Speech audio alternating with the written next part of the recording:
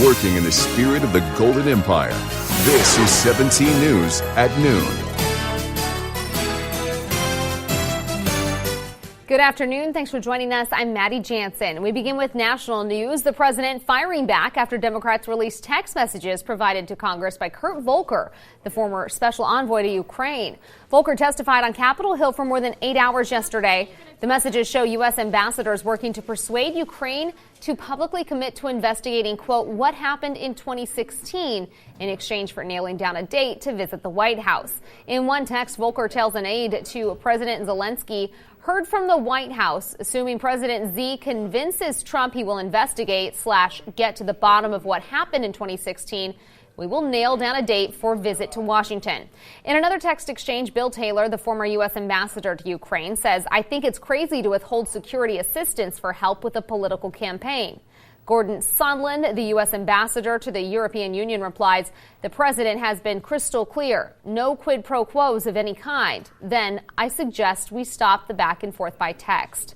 Meantime, Ukraine's new top prosecutor says he wasn't aware of any evidence of wrongdoing by Hunter Biden, son of former Vice President Joe Biden, nor had he been contacted by any foreign lawyers about the case, adding he only took office at the end of August and his staff was reviewing criminal cases opened by his predecessor, including some that could relate to the Ukrainian gas company Burisma, which Hunter Biden worked for.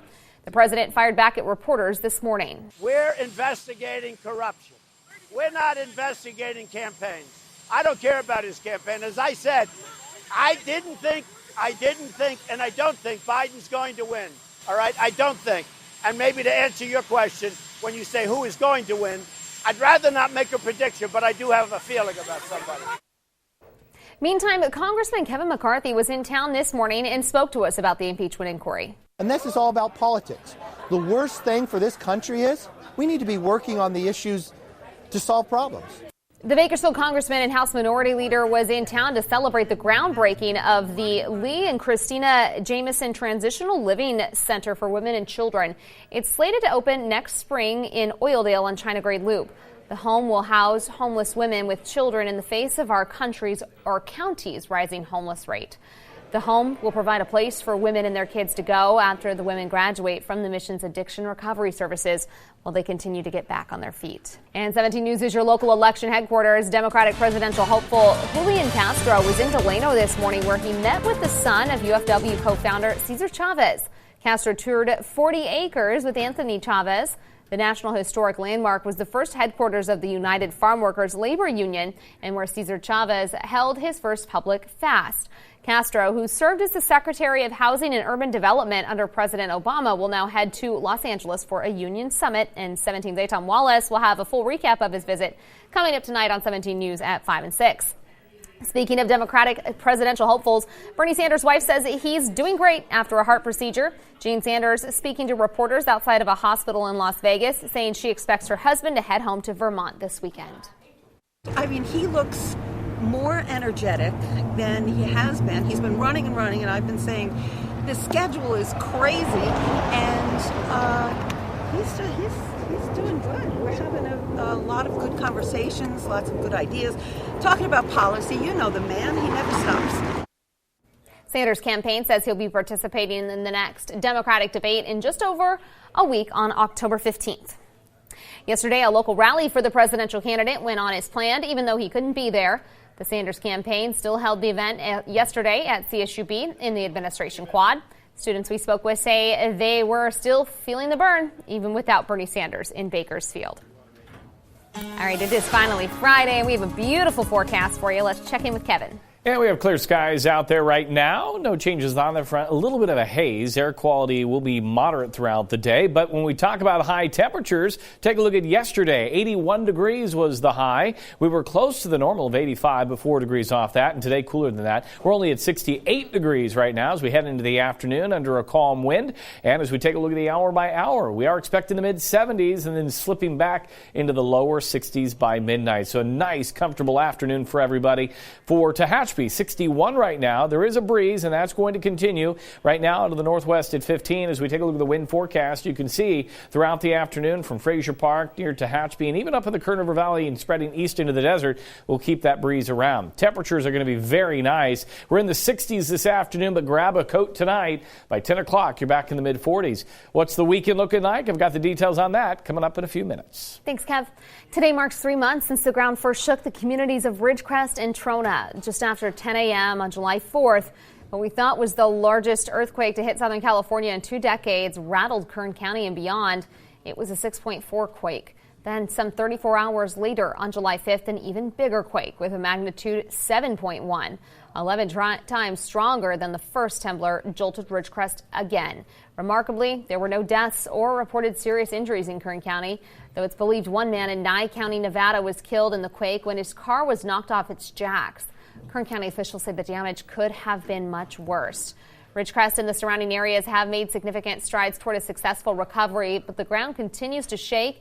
This is a look at the aftershocks seen in the area, with more than 50 in the last month and of a magnitude 2.5 or greater.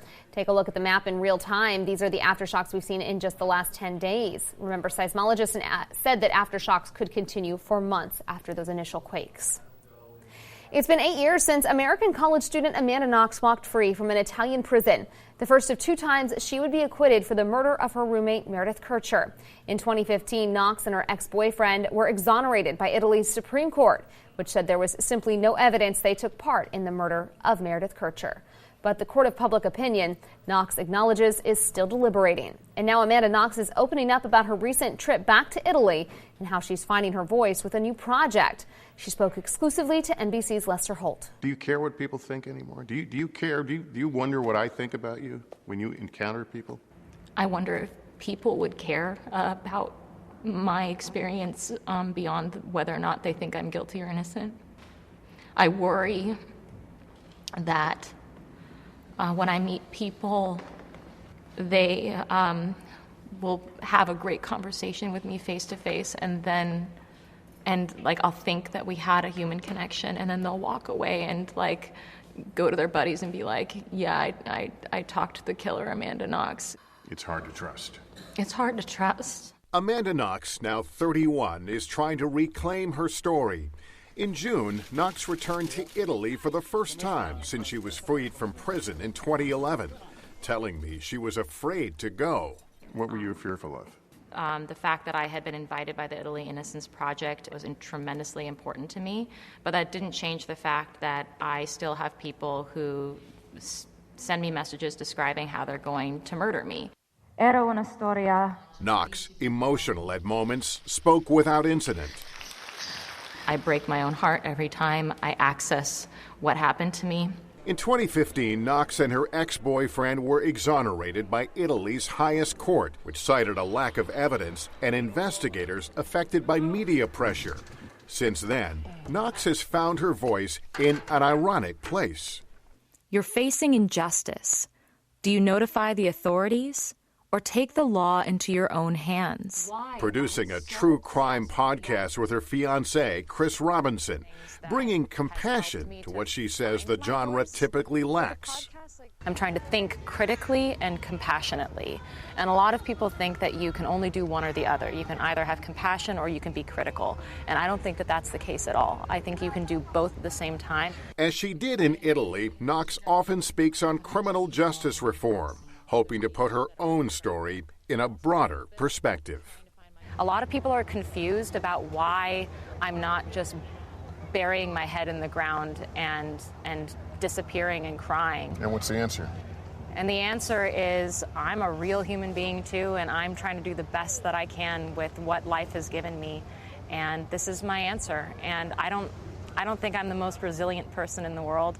I just know that I take it day by day, and some days are really hard, and some moments are really hard. I got super emotional with you in the interview. You talked to me about Italy, and it's like I am not done processing Italy. You needed the fresh air to continue this conversation. I needed the fresh air. Looking at other stories of people who have been similarly flattened and dehumanized has given me perspective on my own experience and has allowed me to share an openness with them that I don't think that they experienced in the greater world. That was Lester Holt reporting. The only person who stands convicted in the murder of Meredith Kircher is serving a 16-year prison sentence. Still ahead, the September jobs report is getting a lot of attention today. We'll tell you how many jobs were added and the new unemployment rate. Plus, what you can do to reduce your chances of being hospitalized during this flu and cold season.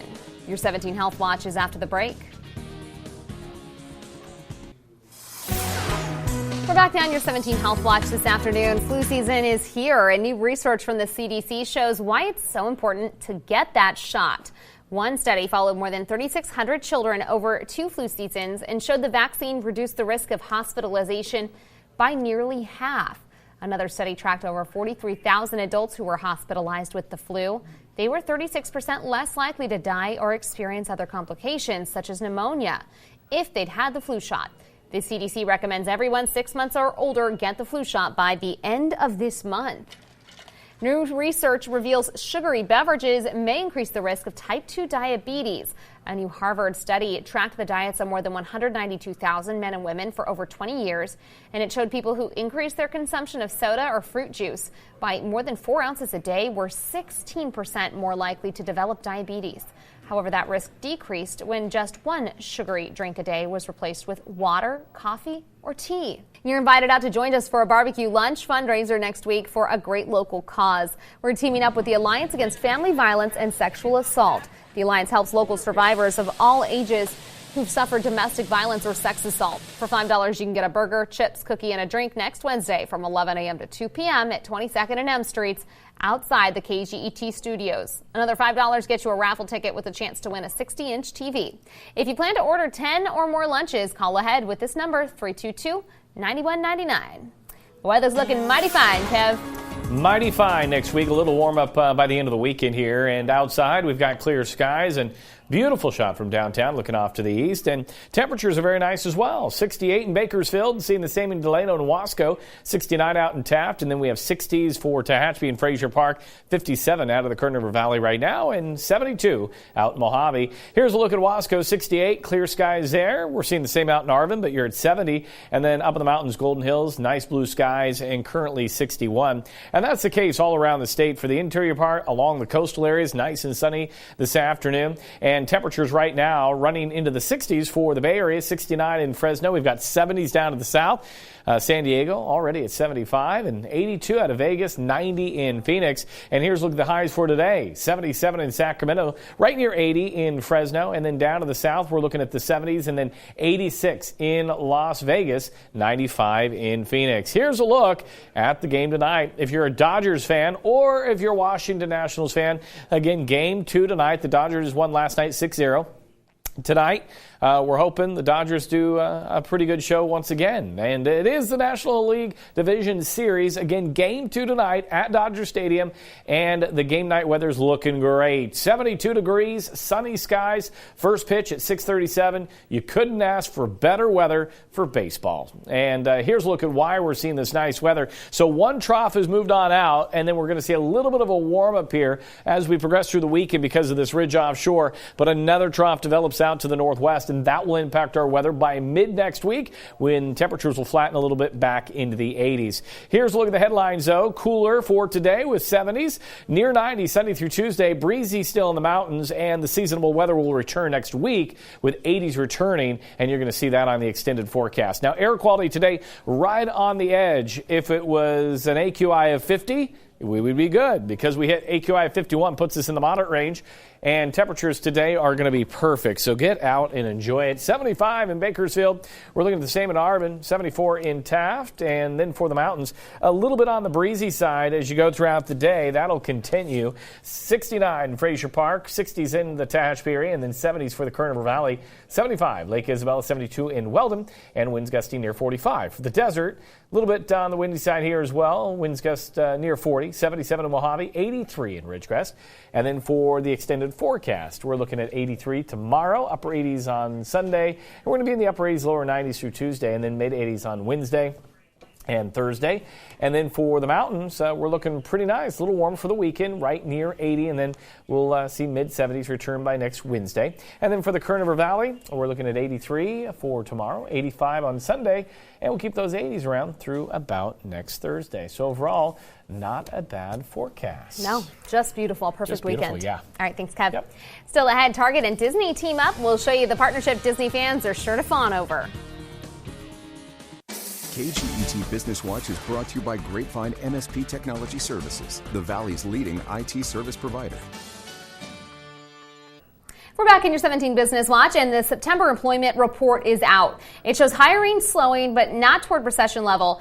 In fact, economists expected job growth around 145,000 jobs added last month. Instead, we got 136,000 jobs added in the month of September.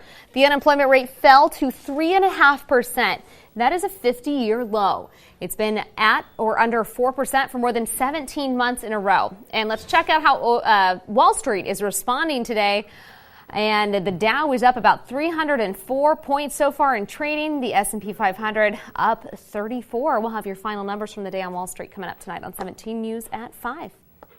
Disney and Target are rolling out a store within a store at more than 24 Target locations across the country today. 40 more will open by October 2020. The Disney store at Target will feature more than 450 items, including toys, games, apparel, and accessories, with more than 100 products that were previously only available at Disney retail locations. It's a big day for Disney as Frozen 2 and Star Wars The Rise of Skywalker merchandise go on sale. Analysts predict more than 3 million skilled trade jobs will remain open by 2028. The labor gap's expected to widen as generations of skilled trade workers retire. The good news, if you're on the fence about going to college or someone looking for a career change, there's a path within the industry. More than 60 organizations have teamed up to form Generation T, a movement intended to help fill the skilled trade gap. More than 150 people are set to lose their jobs as a business partnership ends at Adventist Health. In a state notice released yesterday, Cerner Corporation announced employees in Tehachapi and Bakersfield are set to have their positions terminated. Many of them are patient access representatives. Adventist says the move is part of a transition to another company for its revenue cycle operations. Check your cupboard. King Arthur Flour has recalled certain batches of flour over a possible E. coli contamination.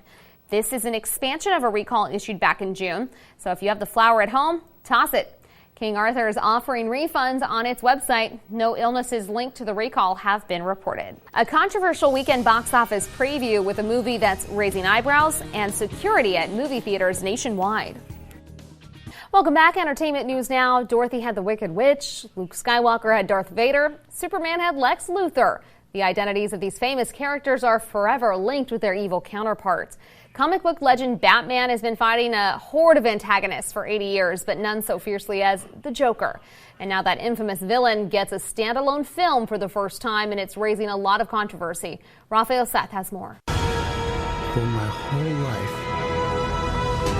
I didn't know if I even really existed. Joaquin Phoenix is the clown prince of crime in Joker. This disco-era origin story of Batman's nemesis comes from Hangover director Todd Phillips. Phoenix is a struggling birthday clown and comedian who frequently finds himself on the wrong end of the punchline. The manic mummer juggles impulses happy and sad, sympathetic and sinister, until one bad decision kicks off a chain of events that will change Gotham forever. Joker is rated R.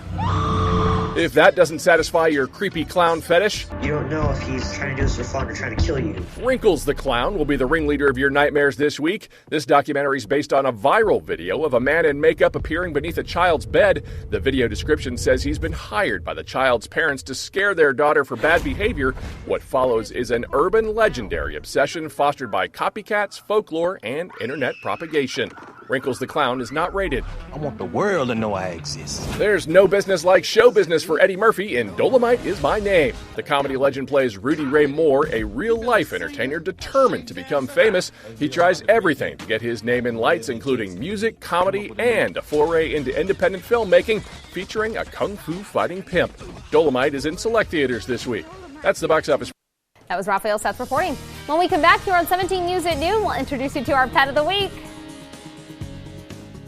Welcome back. And finally here at noon, Chuck Nordstrom is in with our Pet of the Week from the SPCA. Chuck, thanks so much for coming in this afternoon. We appreciate it. Here. Tell us about this little guy. Well, this is Bane, and as you can tell, he is a little terrier mix, complete little mutt mix, whatever, but sweet, loving little guy and needing a new home. All right, and so he is full grown. Full grown, about 6.5 years old, already neutered, microchip vaccinated.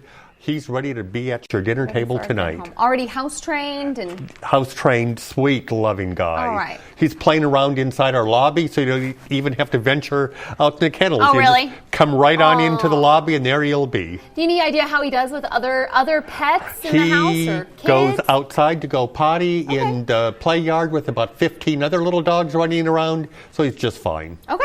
That's good news. So Bane is looking for a good home. He is ready for somebody to take him home this weekend. So let's get him adopted out. You can come check out Bane by giving the SPCA a call, 323-8353, or you can go down and visit Bane and the other animals who are up for adoption. The SPCA is located at 3000 Gibson Street in Northwest Baker. So we want to find him a good home.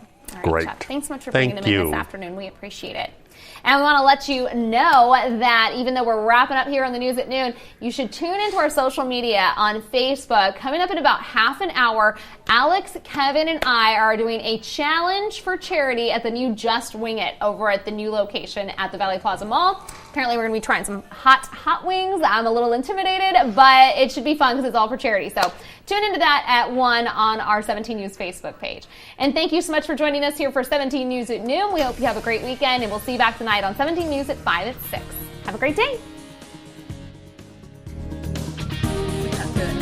That's hot wings. 17 News, your local news leader, continues 24 hours a day on KGET.com and our 17 News app. In the spirit of the Golden Empire, 17 News.